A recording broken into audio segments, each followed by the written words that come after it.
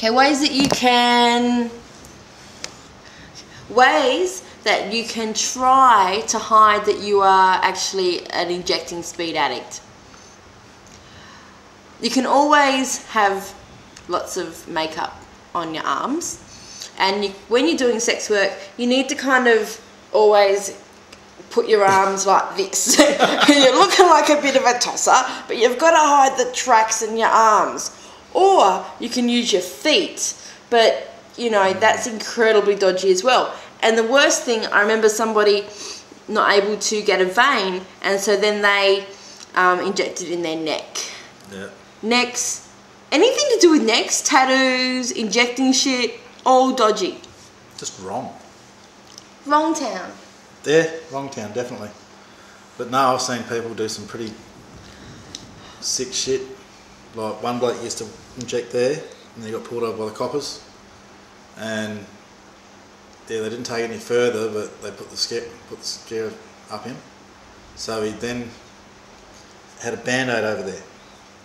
And the next coppers pulled him up, and mate, and what he'd actually done was got a cigarette butt and burnt himself over the needle mark. And then said to the copper, look, I went to flick my cigarette out the window, it's flicked back in and burnt me. And he didn't even know that he was going to get busted by the cops. That was just a prevention method.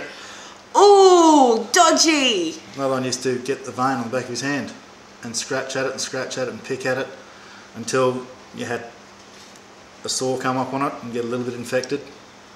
And then he'd use that to poke the needle in through there, so there was no needle marks. That is crazy. That's how you get cysts and like, what are they called? And they're all like infected. Ulcers and... Yeah. Not a cool look. And also from the scratching, when you use lots of ice, you scratch a lot because you think that there's like stuff all over you. Yeah. And so people would then... I remember somebody that actually got some... Anyway, plucked out her entire pubic hair one by one, and it took about an hour, and sat on the toilet just picking the pubic hair away one by one. Not waxing, just nice and slowly, tweezers, plucking, tweaking them. Because it kind of just got started just in the sides, and then just had to finish it and got a bit obsessive compulsive, and kind of got in the zone. Yeah. Definitely under the influence of amphetamines, that was. And lots of scabs as well. People start just... Yeah, when you see really pockmarked faces, and especially forearms.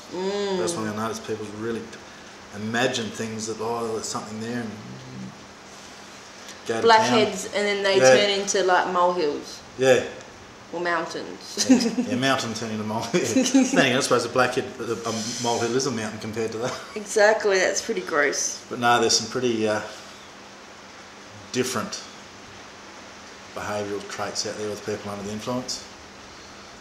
Yeah, it'll be very interesting. If you want a job for life, you really want to go and work in mental health, because you're guaranteed to have a job, because all of the people that have been using for so long, the ramifications of 10 years later on is huge. Big time. People that are going to be depressed and with just their brains are fried, and they wouldn't be able to, like, attention spans. I've tried to go and work in a normal job, but my attention span's fucked. Yeah, I've tried counting and doing all the numbers and... Yeah. No, I can't do that either. I mean, I always drew the line. I'd snort or I'd eat.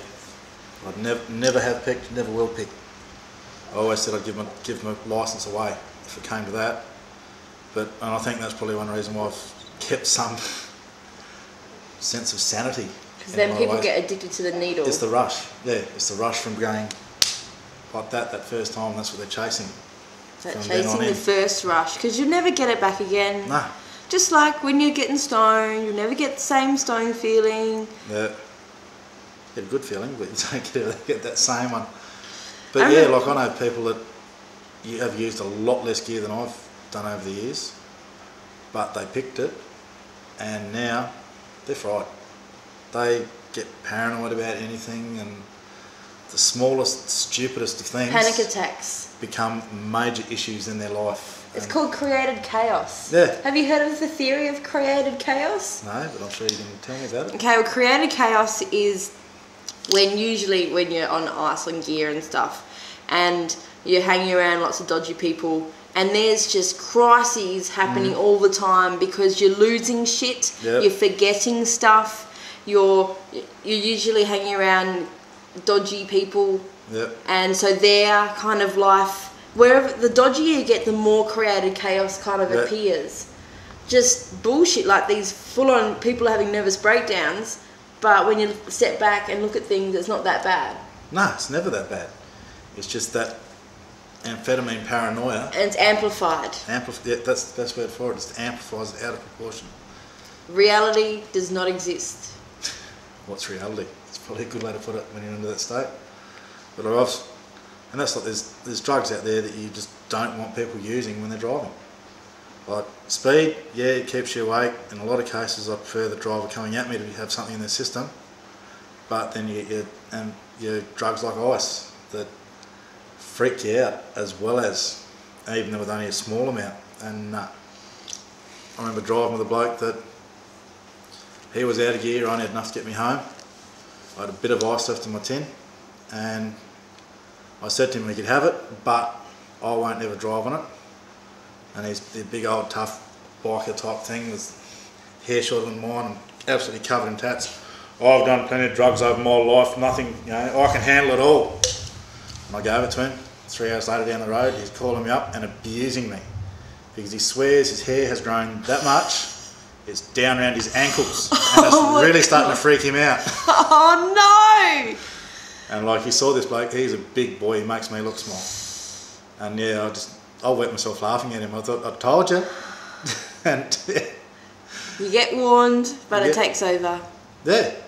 I mean, I've had some wicked times on ice, but nah, never driving. Never. It just... Never, kiddies. Never. Yeah.